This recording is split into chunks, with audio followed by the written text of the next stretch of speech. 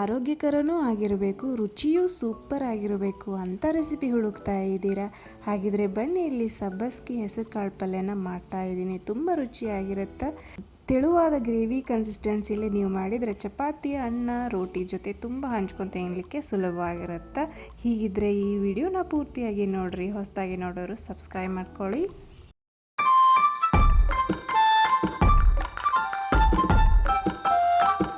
Hello, ನಮಸ್ತೆ, welcome to ಅಡುಗೆ number 1.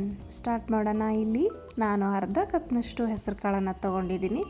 ಹೆಸರು ಕಾಳು ಹಸಿರು ಕಲರು ಇರುತ್ತೆ, ಕಪ್ಪು ಕಲರ್ ಇರುತ್ತೆ, ಯಾವುದಾದ್ರೂ ತೊಗೊಳ್ಳಿ. ನಾನಿಲ್ಲಿ ಕಪ್ಪು ಕಲರ್ ಇದ್ದಿದ್ದು ತೊಗೊಂಡಿದ್ದೀನಿ. ಇದನ್ನು 2 ಸಾರಿ ಸ್ವಚ್ಛವಾಗಿ ತೊಳ್ಕೊರಿ. ಕಾಳಿನಲ್ಲಿ ಕಸ ಕಡ್ಡಿ ಇದ್ದರೆ ಸ್ವಚ್ಛವಾಗಿ ಮಾಡಿಕೊಂಡು ಇಲ್ಲಿ ನಾನು ಒಂದು ಪಾತ್ರೆಯಲ್ಲಿ ಕುದಿಯಲಿಟ್ಟಿದ್ದೆ ನೀರು. ಅದರ ಕುದಿಯುವ ನೀರಲ್ಲಿ ಇದನ್ನು ಹಾಕಿ ಕುದಿಸ್ಕೊಳ್ತಾ ಇದ್ದೀನಿ. ನೀವು ಬೇಕಾದರೆ ಕುಕ್ಕರ್ನಲ್ಲಿ ಇದನ್ನು ಕುದಿಸ್ಕೋಬಹುದು.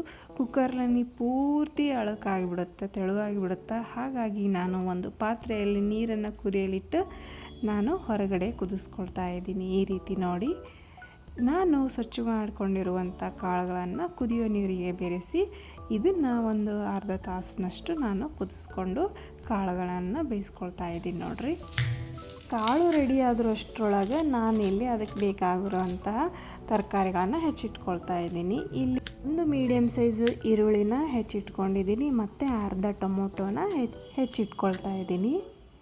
ಹಾಗೆ ಒಂದು ಅರ್ಧ ಕಟ್ನಷ್ಟು ಸಬ್ಬಸಿಗೆ ಸೊಪ್ಪನ್ನು ತೊಗೊಂಡಿದ್ದೀನಿ.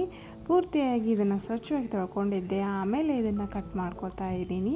ಕಟ್ ಮಾಡಿಕೊಂಡು ಈಗ ರೆಡಿ ಮಾಡಿಕೊಂಡೆ. ಮತ್ತು ಇವಾಗ 6 ಅಥವಾ 7 ಬೆಳ್ಳುಳ್ಳಿ ಬೇಳೆಗಳನ್ನು ಮೇಲ್ಗಡೆ ಸಿಪ್ಪೆಯನ್ನು ತೆಗೆದು ಈ ರೀತಿ ಜಜ್ಜಿ ಇಟ್ಕೊಳ್ಬೇಕು.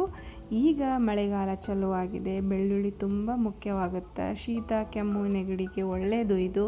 ಇದನ್ನು ಅಡಿಗೆಯಲ್ಲಿ ಹಾಕಿ ಮಾಡಿ ತುಂಬ ಚೆನ್ನಾಗಿರುತ್ತೆ. ನೋಡಿ, ಕಾಳುಗಳು ಈ ರೀತಿ ಚೆನ್ನಾಗಿ ಕುದ್ದಿದೆ. ಈಗ ಉಳಿದಿರುವ ನೀರನ್ನು ಬಸ್ದು ಇಟ್ಕೊಳ್ತಾ ಇದ್ದೀನಿ. ಪೂರ್ತಿ ನೀರನ್ನು ಬಸ್ದು ಇಟ್ಕೊಳ್ಬೇಕು, ಯಾಕಂದರೆ ಚೆನ್ನಾಗಿರುತ್ತೆ, ಉದುರಾಗಿನೂ ಇರುತ್ತೆ ಪಲ್ಯ.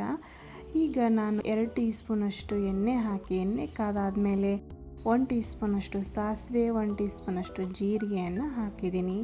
ಸಾಸಿವೆ ಚೆನ್ನಾಗಿ ಚಟಪಟ ಅಂತ ಸಿಡಿಬೇಕು. ಅದಾದಮೇಲೆ ಕರಿಬೇವು ಸೊಪ್ಪನ್ನು ಹಾಕ್ಕೊಳ್ಳಿ. ಆಮೇಲೆ ಜಜ್ಜಿಟ್ಕೊಂಡಿರುವಂಥ ಬೆಳ್ಳುಳ್ಳಿನ ಸೇರಿಸ್ಕೊಡ್ರಿ. ಇದಾದಮೇಲೆ ಹೆಚ್ಚಿಟ್ಕೊಂಡಿರುವ ಈರುಳ್ಳಿಯನ್ನು ಸೇರಿಸ್ಕೊಂಡು 2-3 ನಿಮಿಷ ಮೆತ್ತಗಾಗುವವರೆಗೂ ಬೇಯಿಸ್ಕೊಡ್ರಿ. ಇದಕ್ಕೆ ರುಚಿಗೆ ಸ್ವಲ್ಪ ಉಪ್ಪನ್ನು ಸೇರಿಸಿ ಆಮೇಲೆ 1 ಟೀ ಸ್ಪೂನಷ್ಟು ಹಸಿರು ಮೆಣಸಿನ್ಕಾಯಿ ಪೇಸ್ಟನ್ನು ಹಾಕ್ಕೊಂಡಿದ್ದೀನಿ. ಇಲ್ಲಾದರೆ ನೀವು ಒಣ ಮೆಣಸಿನ್ಕಾಯಿ ಪೌಡರ್ನ ಹಾಕೋಬೋದು. ಅರಿಶಿನ ಪುಡಿಯನ್ನು 1 ಟೀ ಸ್ಪೂನಷ್ಟು ತೊಗೊಂಡಿದ್ದೀನಿ.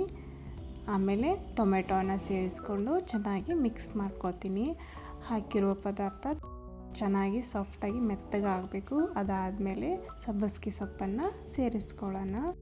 ಇದನ್ನು ತರಕಾರಿ ಜೊತೆಗೆ ಚೆನ್ನಾಗಿ ಮಿಕ್ಸ್ ಮಾಡ್ಕೊಳ್ಳೋಣ. ಈಗ ಸೊಪ್ಪನ್ನು ಬೇಯಿಸ್ದಂಗೆಲ್ಲ ಇದು ಮೆತ್ತಗಾಗಿ ಬರುತ್ತೆ.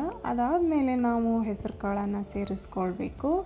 ಈ ರೀತಿ ಒಂದು ರೀತಿ ಮಿಕ್ಸ್ ಮಾಡಿದ ಮೇಲೆ ಹೆಸರು ಕಾಳನ್ನು ಪೂರ್ತಿಯಾಗಿ ಮಿಕ್ಸ್ ಮಾಡೋಣ. ನೋಡಿ, ಈ ರೀತಿ ರೆಡಿ ಆಯಿತು ಸೊಪ್ಪಿನ ಪಲ್ಯ. ತುಂಬ ಚೆನ್ನಾಗಿರುತ್ತೆ, ಟೇಸ್ಟಿಯಾಗಿರುತ್ತೆ. ರೆಸಿಪಿ ಟ್ರೈ ಮಾಡಿರಿ. ಈಗ ಮಳೆಗಾಲದ ಥಂಡಿ ದಿನದಲ್ಲಿ ಈ ರೀತಿ ಬಿಸಿ ಬಿಸಿಯಾದ ಬೆಳ್ಳುಳ್ಳಿಯಿಂದ ಮಾಡಿದ ಪಲ್ಯ ತುಂಬ ಚೆನ್ನಾಗಿರುತ್ತೆ. ಇದು ರೈಸ್, ಚಪಾತಿ, ರೋಟಿ ಜೊತೆ ತುಂಬ ಒಳ್ಳೆ ಕಾಂಬಿನೇಷನ್. ಇಷ್ಟ ಆದರೆ ಲೈಕ್ ಮಾಡಿರಿ, ಶೇರ್ ಮಾಡಿರಿ, ಸಬ್ಸ್ಕ್ರೈಬ್ ಮಾಡಿರಿ. ಹೀಗೆ ರುಚಿಯಾದ ರೆಸಿಪಿಯೊಂದಿಗೆ ನೆಕ್ಸ್ಟ್ ವಿಡಿಯೋದಲ್ಲಿ ಸಿಗ್ತೀನಿ. Thank you.